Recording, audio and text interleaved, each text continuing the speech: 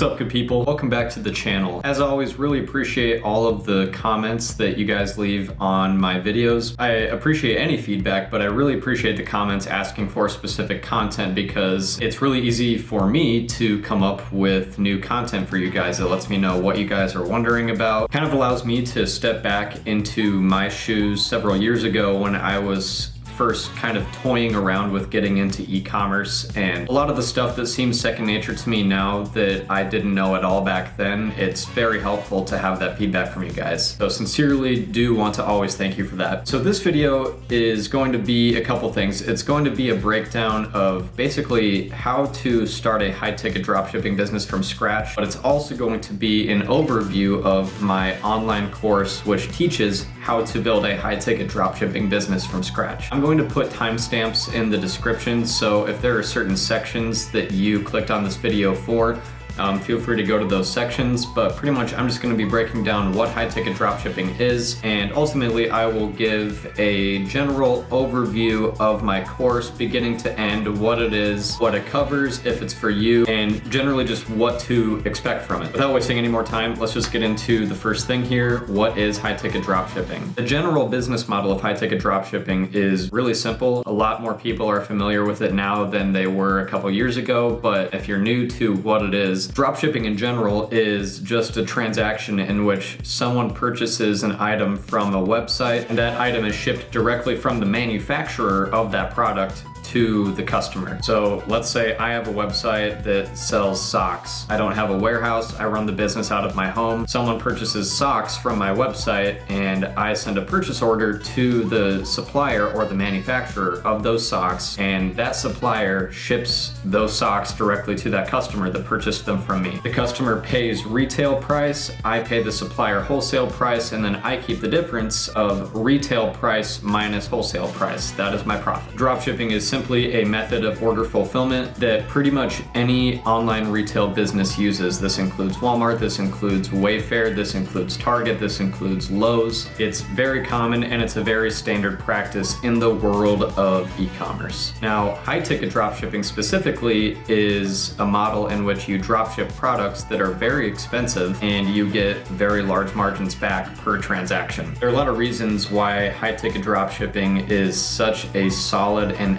advantageous and profitable e-commerce model to get into, whether you're a beginner or a seasoned veteran in e-commerce. But intuitively, the biggest reasons are the fact that you are getting such large profits per sale, and also because of the way that I teach it and I do it for my own business, you advertise on Google to specifically people that are searching for these products. You're not relying on the Facebook or Instagram algorithm to bring these specialty wristwatch bands to the right person and hope that they buy that product on an impulse. You are telling Google to target these people that are typing in these keywords. One other big advantage of high-ticket dropshipping is the fact that it does require quite a bit of effort and stepping out of your comfort zone, at least on the front end of setting up your business. You do have to take the initiative of setting up a business entity and establishing relationships with suppliers, which requires you to kind of put yourself out there and get rejected a lot of the time. And this is just a really large barrier of entry that you'd be surprised at how many people are not willing to get past. So if I had to narrow down the biggest three advantages of high-ticket dropshipping, it would be the ability to profit massive amounts per sale, the ability to target people that are specifically in the market for the products that you're selling, and third, the sheer difficulty of doing it. Now I'm going to get into the actual steps of how to build a high-ticket dropshipping business. This will also serve the purpose of giving a general overview of the modules that are in my course, because the steps of building a high-ticket dropshipping business are the steps that are in my course, and I'm just gonna give kind of a 10,000-foot overview of what I do cover in my course and what kind of material I intend to add over time. This outline can actually be seen on my landing page, and I'm going to put a link to my course below. So first, I kind of give a welcome in the course, and there are a few modules that, as cheesy and corny and as annoying as these might sound, I think they're actually kind of important to watch and to understand. I just kind of go through the mindset. As much as I hate this buzzword, I kind of go through the mindset that will serve you well as you attempt to build a high-ticket dropshipping business, because this certainly is not a get-rich-quick scheme. This is something that is meant for long-term growth and success and sustainability, and it'll serve you well if you just approach it with this mindset of, I don't need success tomorrow. The next step gets into the basics of, first and foremost, budgeting, and I actually have a video on my YouTube channel of generally how to budget for high-ticket dropshipping. The other basics I cover are the business credentials that will be required of you, how to get them, which ones you need. And then I also cover how I recommend setting up business bank accounts and business credit cards and how to make those work to your advantage. I always say this ad nauseum, let me be clear, I do not have a finance or accounting background. I am just simply speaking from my experience on what has worked for me over the past several years of doing this. The next big section that I get into is niche selection, and this is arguably one of, if not the most important things to really think about intentionally and to really be selective for. It's also a double-edged sword because at the same time, it is also what hangs people up the most and keeps them from moving forward with their progress, because people tend to get shiny object syndrome, and I'm certainly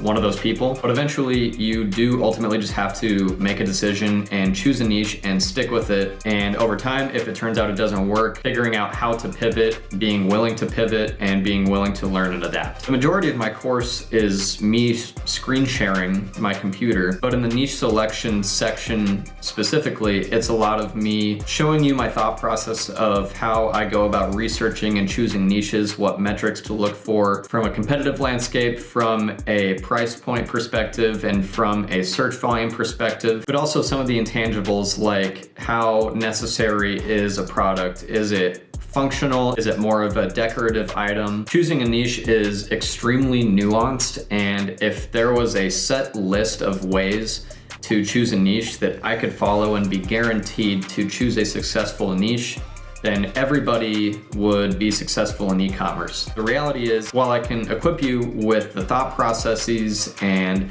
the tools and the things to look for in a niche, I can't guarantee the success of any one niche. I can't ultimately give you a niche. The best niches are going to be the ones that you have never heard of, that you find on your own, and that a lot of other people have never even thought of. I have so many students that have shown me their niches that I never even would have conceptualized. Point being, yes, there are metrics, yes, there are tools, yes, there's hard data to back up choosing a niche, but a lot of the intangibles and a lot of the intuition that comes with choosing a niche is something that is a lot more nuanced. Once you've chosen a niche, the next section that I cover is all about building your website. I use Shopify. I've always used Shopify. I do get pretty in depth with this section because I think it's something that will really affect how successful your business is. I cover a lot of the basics with Shopify of just how to generally set it up and generally how to navigate it. I cover different payment providers, how to create your own logo, how to customize the actual look and feel of your website specifically for high-ticket dropshipping, how to form your About Us page, your Contact Us page, your legal pages, your policy pages. I cover different apps that I highly recommend to connect to your store, and arguably most importantly, how to optimize your product pages.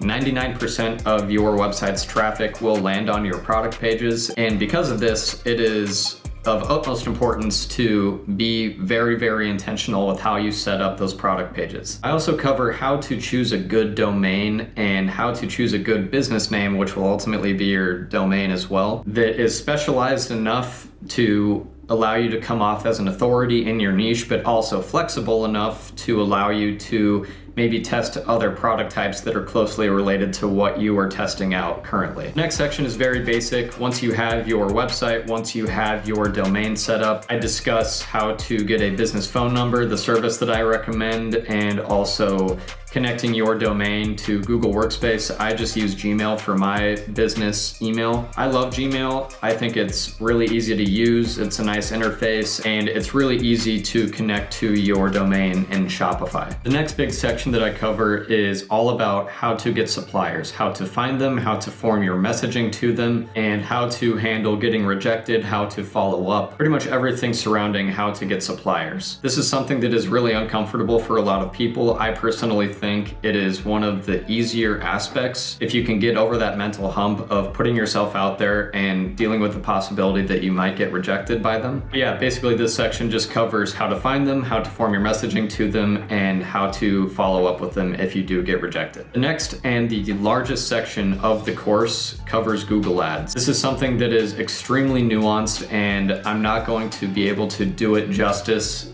just giving a brief 10,000 foot overview in this video. You can feel free to look at the more detailed outline of the Google Ads section on my landing page, but I cover everything from connecting your products from Shopify through a data API feed to Google Merchant Center, how to use conversion tracking with Google Tag Manager to remarket to people, and ultimately how to use shopping and search ads to specifically target people that indicate that they are either researching or looking to purchase the products that you are selling. Google is the most powerful search engine in the world, and in contrast to a platform like Amazon, they don't take a percentage of your sales. And as far as what I've come across in the world of e-commerce, Google Ads is about as targeted as you can possibly get when it comes to advertising a product. Again, this is the largest section of my course. Aside from choosing a good niche, I would argue that Google Ads is almost, if not equally, as important. The next section I get into is how to run your business once it's up and running. Miscellaneous things like getting product reviews even before you have customers, how to handle abandoned checkouts, how to handle sales tax, how to handle customer service and product knowledge, things like getting BBB accredited, which can really offer a solid trust factor for your website, how to automatically send purchase orders to your suppliers, just basic miscellaneous day-to-day operational stuff like that. In the near future, the modules that'll be coming out will cover a lot of how to scale your business. I think this is going to be a pretty large section that comes out. It's a bit of a nuanced discussion, but basically it's just going to cover how I would recommend scaling your ads and scaling your revenue over time. Some other material that will be coming out in the near future will be an alternative method to shopping ads within Google Ads to what I already teach currently. When it comes to Google Ads, there's no one way to do it. Some ways are more effective than others, but the goal is to give a really comprehensive view of Google Ads so you can get to a point where you can do things within Google Ads very autonomously and really intuitively. Just like my videos on YouTube, a lot of the content that comes out in my course over time is stuff that my students request. That type of feedback is super, super valuable because again, it allows me to kind of step back a few years and try to remember, okay, where was my mind at in this step of the process? What were the things I was wondering? What did I not know at the time? So overarching point here is that it's a very dynamic course, and essentially it continues to evolve over time. So that's pretty much the overview of the course. I do think this course is best suited for people that are very serious about building a high-ticket dropshipping business or building an e-commerce business in general. I don't really recommend this for someone that is kind of just testing the waters of e-commerce just to see what happens. This is something that requires commitment. This is something that requires patience. This is something that requires a lot of work. And so if you're not really willing to put in those factors, this isn't something that I would recommend for you. If you haven't already, make sure you subscribe to the channel, hit the notification bell, just so you can know when I release new high-ticket dropshipping content every week. If there is something that you want me to cover in a video, let me know in the comments. Again, that has been so hugely helpful for me. And until next time, we are signing off.